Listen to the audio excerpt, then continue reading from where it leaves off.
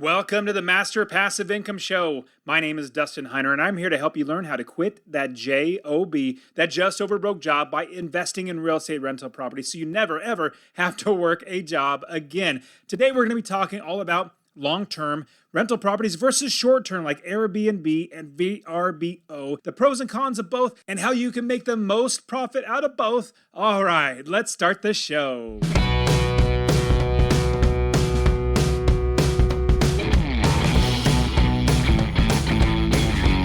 Welcome to the Master Passive Income Podcast, where we talk about investing in real estate rental properties with a special focus on making enough money so you can quit your job and live the dream life. And now, here's your host, Dustin Heiner.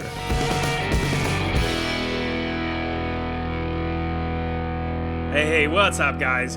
Now, in today's market, I get a lot of questions from lots and lots of people, lots of investors, lots of students, basically ask me what I am thinking about this market and how the market is going to go, what's going on with it, and everything like that. There's a few things that I just want to share with you really quick on what I'm seeing in the real estate market. Obviously, right now, as I'm sharing, it's a seller's market right now, which means prices of homes keep going up. We also know that inflation is literally taking off. We have just double-digit inflations. I mean, bacon alone is up like 20%. Beef alone is up like 20% as well. Used cars are crazy expensive. Inflation is here. Now, I don't know if it's here to stay, but it's absolutely here, which is going to make things worse. Plus, interest rates are really, really low, which makes prices of homes go higher.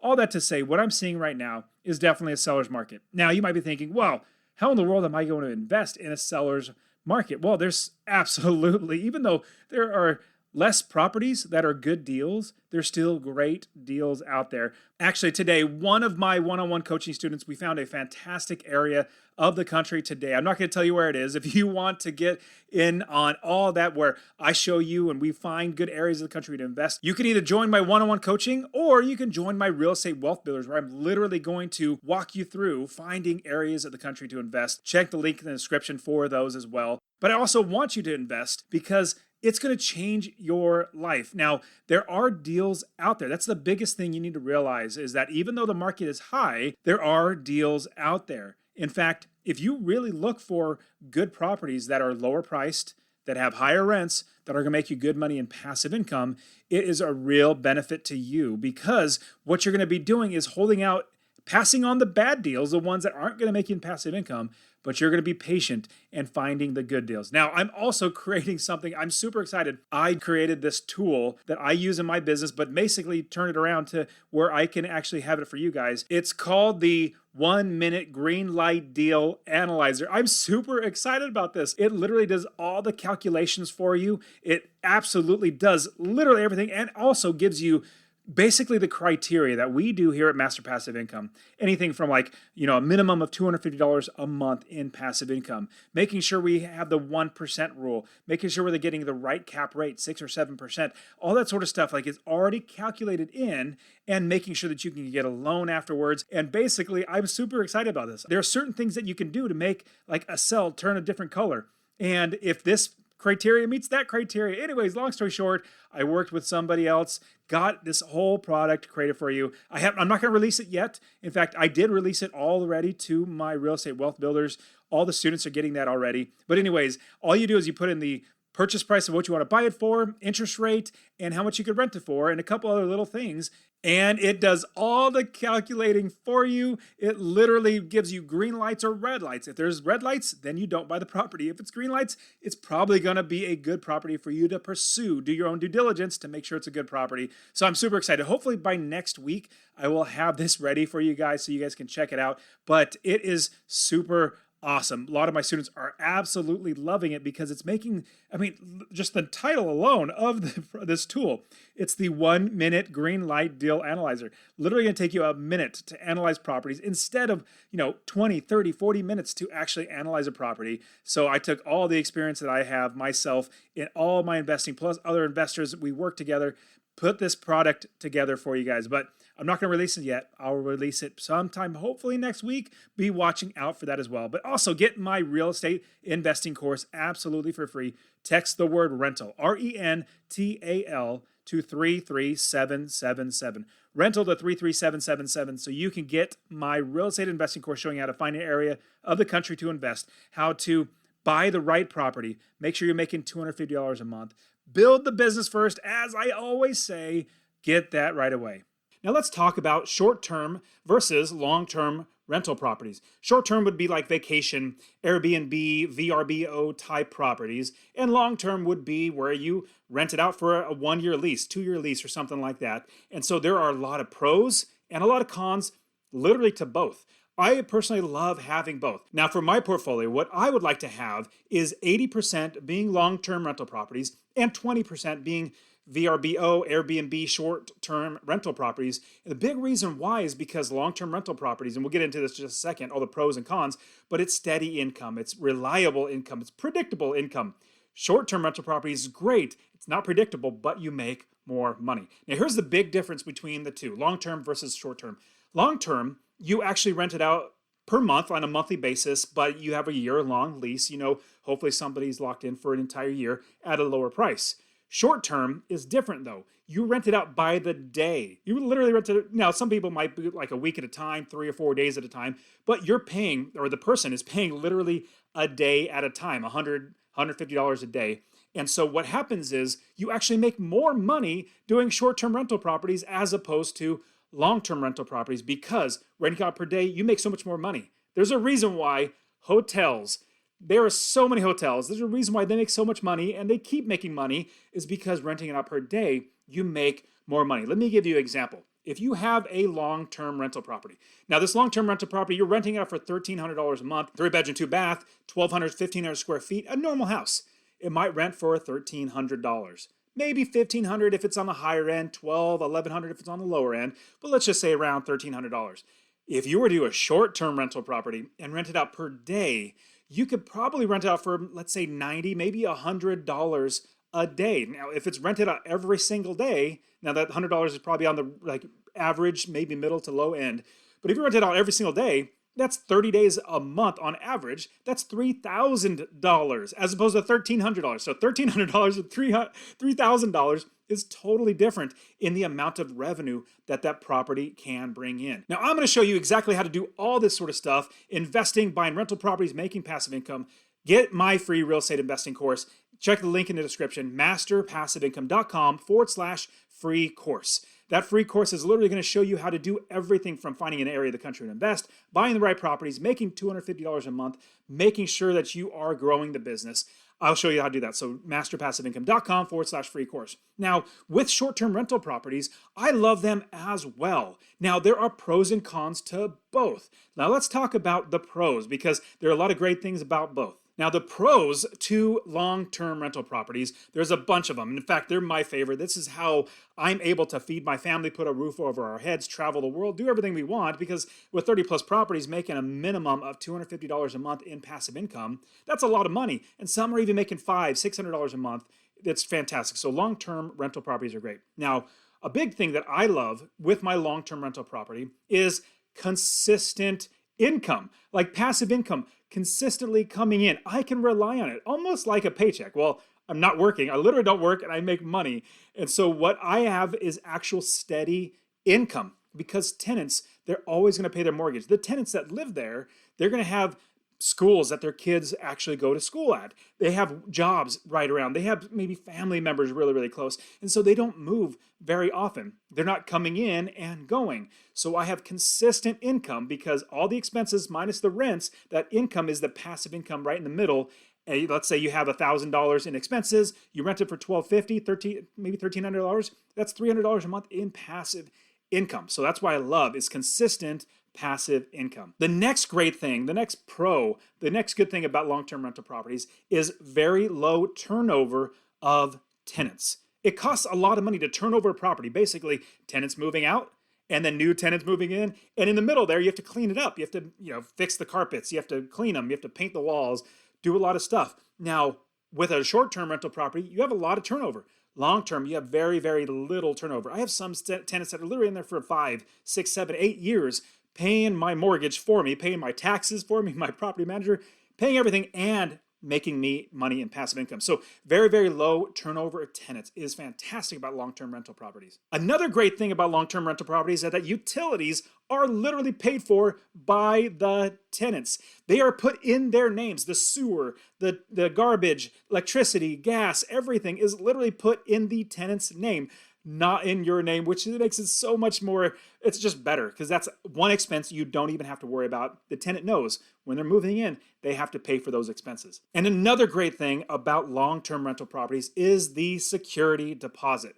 The security deposit is usually on average about equivalent to 1 month's rent. And they pay that, and that's a security for anything that goes wrong in the property. Or if they break the lease early, you get that security deposit. That's an assurance that they're going to stay in the property. Now, that security deposit is actually not your money. It's literally their money. You're just holding on to it. If they break the lease, if they ruin the property, whatever, you actually get that money. So that is another great thing. That security deposit, it's a good security blanket to cover your entire property. Another great thing about long-term rental properties is you can automate the business. I literally don't work. Now, when I say don't work, I'll take that back. I work a little bit. Let me tell you how much I work.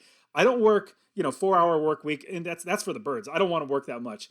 I only work 30 minutes a month. Get that? A month. Not a day, not a week, 30 minutes a month because I have the entire business automated. I have roofers, I have inspectors, I have realtors, I have wholesalers, property managers. I literally have everybody else doing the business for me, and it's absolutely automated. The only work that I do in the 30 minutes a month is literally get my property manager statement, looking at it and say, okay, everything looks good, put it aside and go back to play with my kids, going hunting or doing whatever I want. I literally just have fun. The great thing is it's absolutely automated. Now, here's the key though.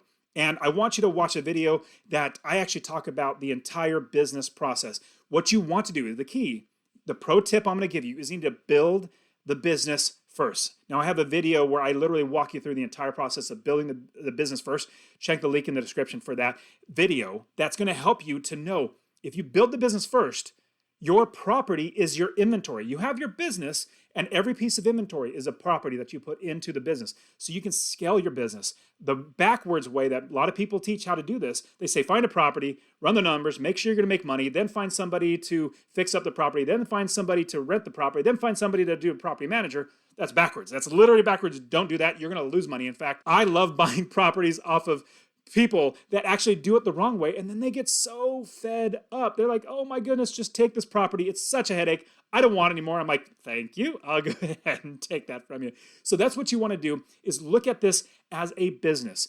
Create the business first, and you get my free real estate investing course. I will literally show you how to do that. Now let's look at the pros of short-term rental properties. The first one is huge. You make more money. I mean, just in general, you make a lot more money when you have a short-term rental property. Remember, you're renting it out per day as opposed to per month. So if you have one property that's making $100 a day versus one that's making $1,300 a month, it's a no-brainer. You're going to make, $1,700 more. Now, that's a huge, huge bonus because when you're having one property that's actually making you like $700 or $1,000 more than you normally would, that's a huge, huge increase in the amount of passive income that you have that can help you propel into financial freedom much faster. So short-term rental properties definitely make you a lot more money. The next benefit of having a short-term rental property is your tenants pay for all the expenses like soap and shampoo. You just make sure that's accounted for inside of your expenses. You make sure that's accounted for when you're charging the rent.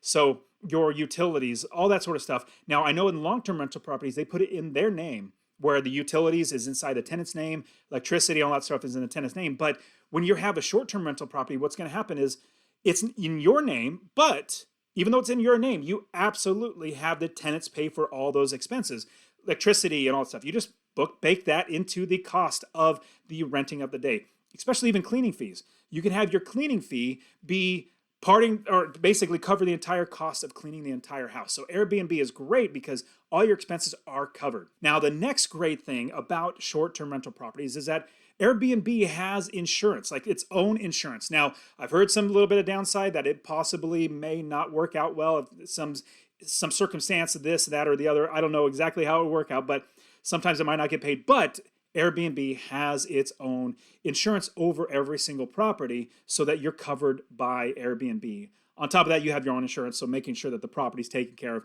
But that's a huge comfort that they have the insurance over it. But at the same time, another bonus or another great thing about it is you can screen out tenants by seeing what they've done in the past. Seeing, okay, they stayed here, here, and here, and there were bad reviews. Maybe I'm not going to let them stay in my property. So you can see what type of tenants are coming in. Now, you're not going to do a background check. That's definitely not what you're going to be able to do on a short term. But you can see the reviews that the other homeowners, the other Airbnb hosts can actually put on for each one of the short-term tenants. And if they're bad, then don't put them in the property. So that's another great thing about short-term rental properties. Now, since we were just talking about short-term rental properties, let's jump into the cons or the negatives about short-term rental properties. The first one is you're absolutely dependent like a stranglehold over you on other platforms like short-term rental properties, Airbnb and VRBO, those two different websites that are probably the most predominantly used websites, but you're under a stranglehold under them.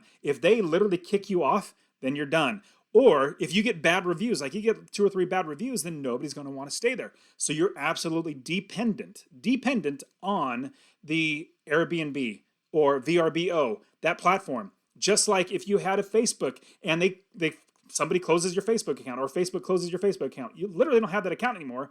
You can't talk to your people. Same thing with Airbnb. If they delist your property, you cannot have it as an Airbnb anymore. And another bad thing about Airbnbs are the customer reviews. You have no say over the customer review. You might be able to, appeal it and say, hey, this didn't really happen and see if Airbnb will change it.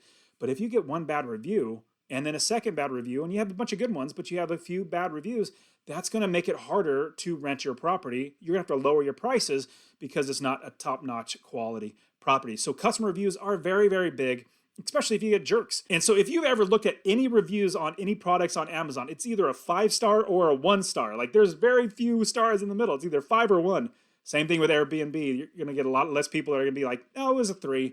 No, they might just move it to a 1 and say, no, this was a horrible place. Never stay there. That's really, really going to hurt. Another bad thing about short-term rental properties, Airbnb, VRBOs, are the slow periods. There are times of the year that you will not have it rented. Some maybe months or something like that. Like in Phoenix, it's absolutely hot in July and August. It's going to be harder to get that rented. Now in the wintertime, it's beautiful. You have people coming in from all over to stay here. You're going to have a lot more people staying in the better months. Now what's going to happen is the slow periods will be hopefully made up for by the good periods, the times where it's literally rented every single day. And what you want to do is you want to mitigate that slow period, the loss of finances, loss of revenue, by not overspending. Like, you have income coming in from December, if it's in, Phoenix, and you have income coming for December. Well, in July, you're going to have a problem, lower income, you save money for them. But that's a downside. Now, a big one we just saw in 2020, we had COVID-19. COVID-19, literally 2 months. 2 months of no income coming in because nobody's traveling. Nobody is going to be renting out your place. Airbnb is giving out refunds left and right, all that sort of stuff. That's really bad. My rental properties that are long-term rental properties did fantastic. I literally, they can't go anywhere. They're locked in their house by the stupid government. And so they're locked in. They have to pay their rent.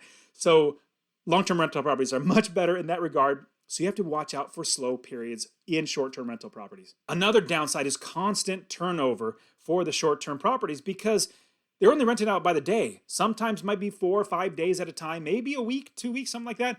But it could be 2 or 3 days. So it's constant turnover, constant wear and tear on the property, baggages and luggage coming in and out, food and kids jumping on beds and all that sort of stuff. You need to account for all these expenses. Like if you have beds, which in short-term rental properties, you will have beds.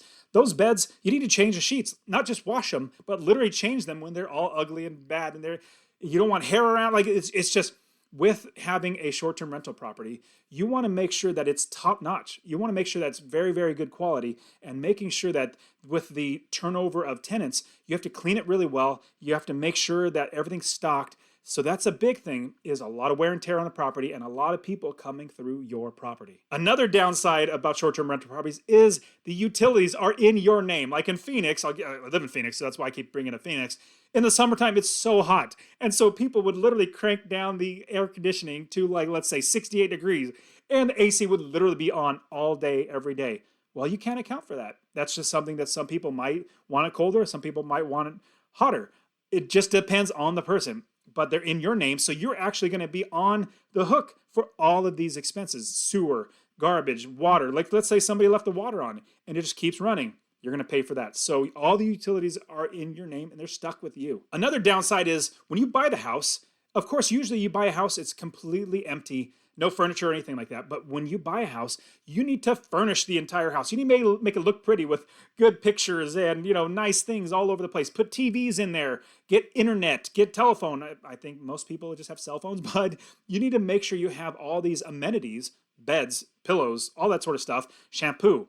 You need to make sure it's furnished. Even coffee, those are type of things those are expenses you need to account for. Now, when you're making twice or three times as much as you would from a long-term rental property, it's probably really, really good. I know a lady that I actually literally just talked to. She said that she makes 3 times what she would in a month from if it were a long-term rental property. That goes very, very long way. But that's another con you have to be watching out for.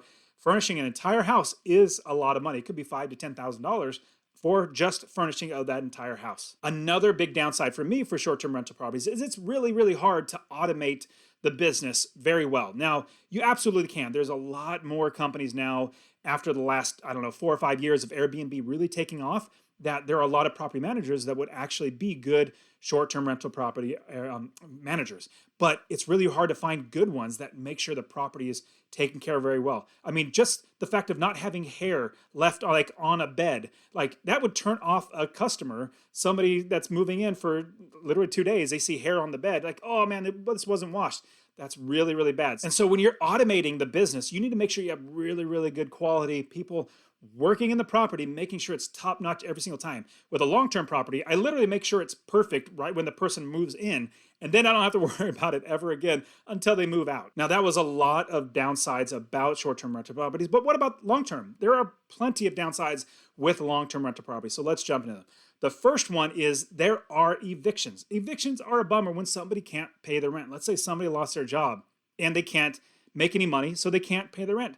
It's a huge bummer going through an eviction because it costs a lot of money.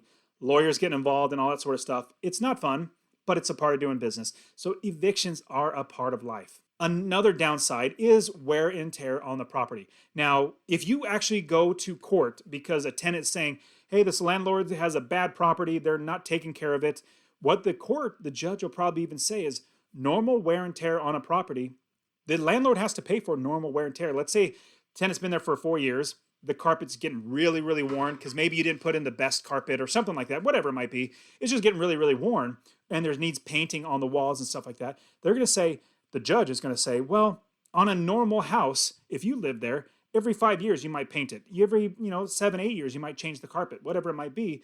Those are expenses you have to pay for. And if somebody's been living in there for 5 to 10 years, they could potentially take you to court and say, you're not changing the carpet. It really needs to be changed.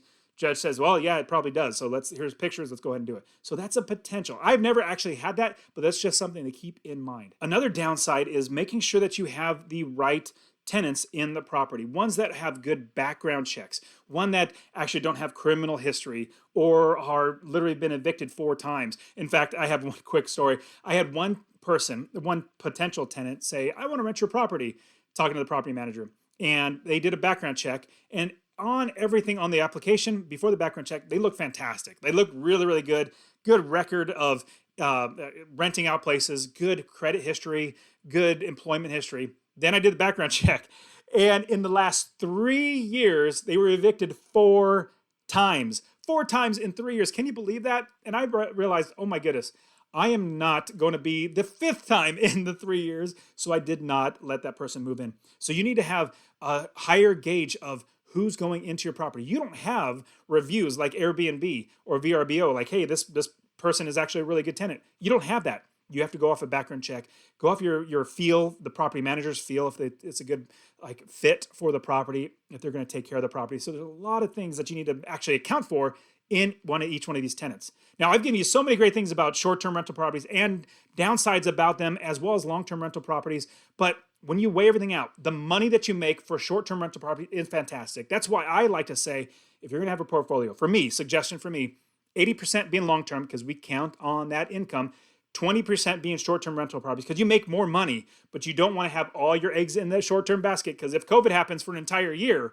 then you don't have any money coming in. Then you get evicted from your own house, or you get, your mortgage gets taken from you. And so no matter what you do with short-term or long-term properties, just get started investing. And that is it for today. Go ahead and get my free real estate investing course. Text the word rental to 33777, RENTAL to 33777. You can also join my Real Estate Wealth Builders group coaching. Get all my courses. All right, guys, we'll see you in the next show. See ya.